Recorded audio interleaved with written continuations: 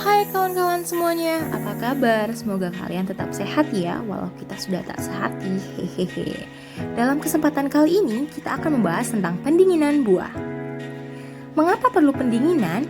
Karena proses metabolisme, transpirasi atau penguapan, respirasi atau pernapasan, dan pembentukan tunas dari bahan nabati seperti sayur-sayuran dan buah-buahan atau dari bahan hewani akan berlangsung terus meskipun bahan-bahan tersebut telah dipanen ataupun hewan telah disembelih. Proses metabolisme ini terus berlangsung sampai bahan menjadi mati dan akhirnya membusuk. Apa itu pendinginan? Nah, pendinginan atau refrigerasi ialah penyimpanan dengan suhu rata-rata yang digunakan masih di atas titik beku bahan. Kisaran suhu yang digunakan biasanya antara -1 derajat Celcius sampai dengan 4 derajat Celcius. Kemudian apa sih tujuan pendinginan? Yang pertama adalah upaya memperpanjang waktu penyimpanan guna menunda dan mencegah pembusukan dan pertumbuhan mikroba. Tujuan yang kedua adalah untuk mempermudah distribusi bahan pangan yang rentan rusak. Nah, sekarang sudah tahu kan? Kemudian kita akan membahas tentang teknologi pendinginan. Ada apa saja? Yang pertama ada air blast cooling, yang kedua cold room, yang ketiga cryogenic chilling, yang keempat hydro cooling, yang kelima vacuum cooling, dan yang keenam adalah ice last and bank chilling. Yang pertama kita bahas adalah room cooling. Room cooling merupakan metode pre-cooling yang relatif sederhana. Peralatan yang diperlukan adalah ruang refrigerasi dengan kapasitas pendinginan yang cukup. Produk dikemas dalam kemasan dan disusun dalam ruang pendingin dengan susunan yang memungkinkan terjadinya sirkulasi udara yang baik. Laju pendinginan lebih rendah dari metode lainnya karena adanya kemasan yang membatasi proses tidak panas.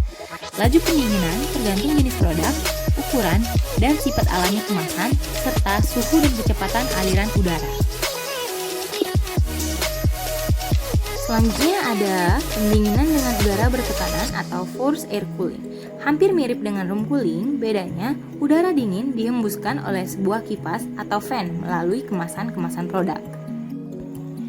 Udara dingin tersebut ditarik melalui pengemas dan peti-peti yang mengenai langsung komoditi yang didinginkan. Dengan menekan udara melalui kemasan dan sekeliling masing-masing produk, seperti yang dilihat pada gambar, dua barisan kemasan-kemasan di atas disusun sejajar dan pada salah satu ujung tunnel ditempatkan exhaust fan. Udara dingin disedot oleh fan di mana udara ini akan melalui tumpukan-tumpukan kemasan sehingga keluar dari kemasan dan ditarik oleh fan akan hangat yang selanjutnya disirkulasikan melalui evaporator dan kembali dingin. Udara dingin ini kembali disedot melalui tumpukan-tumpukan kemasan untuk mengambil panas dari produk. Rak-rak ini ditumpuk satu-satu ke atas dan setiap rak pada bagian bawahnya ada ventilasi.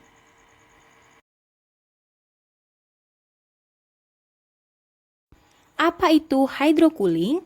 Pada pendinginan hydrocooling, panas produk dipindahkan melalui media air.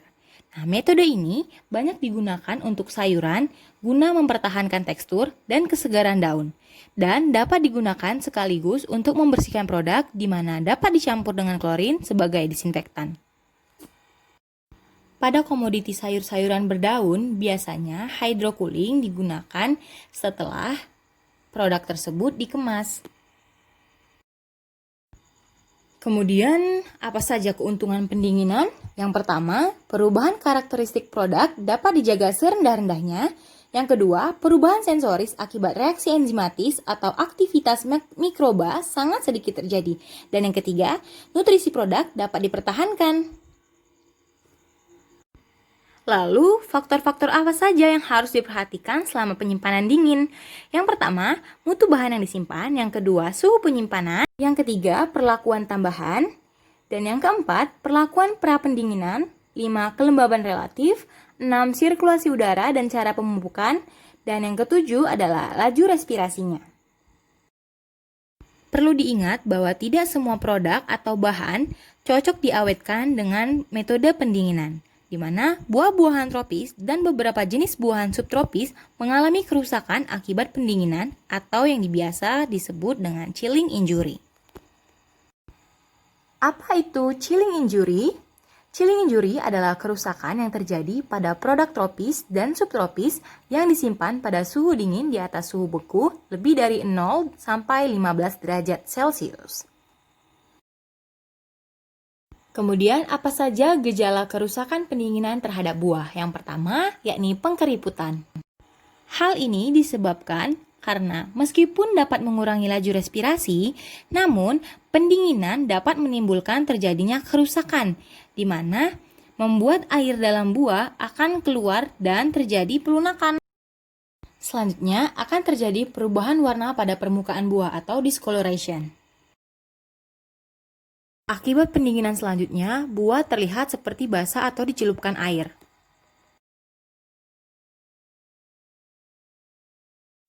Untuk mencegah terjadinya gangguan fisiologis dan juga perubahan kimia selama pendinginan buah dan sayur, kita perlu melakukan pengendalian kerusakan selama proses pendinginan tersebut. Pengendalian kerusakan selama pendinginan dapat dicegah melalui cara yang pertama, pelininan, yang kedua, pra-perkondisian suhu, tiga, mengatur kelembaban, yang keempat, pengaturan suhu, dan yang kelima, penyimpanan udara termodifikasi. Berikut adalah contoh pendinginan dengan menggunakan lemari pendingin. Didiamkan selama semalaman, kemudian dilihat pada buah pisang terjadi perubahan warna